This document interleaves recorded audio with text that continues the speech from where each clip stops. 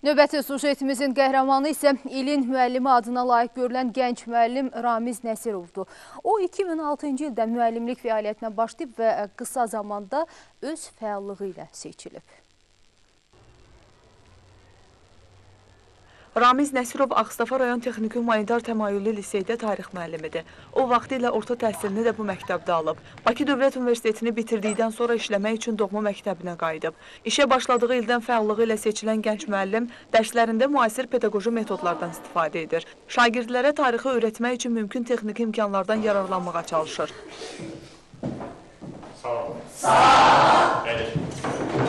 Bu təşəbbüskarlığı isə diqqətdən yayınmayıb. Ramiz Nəsirov ilin müəllimi elan edilib. 2008-ci ildən bilirdim ki, bu müsabiqə keçirilir və özümü bu müsabiqəyə hazırlayırdım. 2014-cü ildə bu müsabiqəyə mən də öz namizədliyimi verdim. Birinci turdan namizədliyim qəbul olundu və növbəti turlarda da öz pedaqoji bacarıqlarımı nümayiş etdirərək bu ada layiq oldum. Hazırda məktəblərdə kişi müəllimlərin azlığına toxunan Ramiz Nəsirov deyir ki, bu ciddi problemdir. Düşünürəm ki, mütləq orta məktəbdə kişilər də dərs deməlidirlər.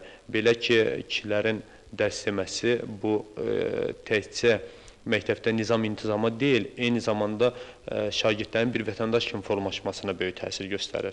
Ali məktəblərdə təhsil alan gələcək pedaqoqlara da səslənən müsahibim deyir ki, müəllim işləməkdən imtina edən gənclər çox şey itirmiş olur. Gənc müəllim həmkarlarını məktəblərə səsləyir. Gəlin gələcək nəsilləri birgə tərbiyələndirək. Rəna Cabir qızı, Hicran Nəsibova, Orxan Musoğlu, Ağstafa.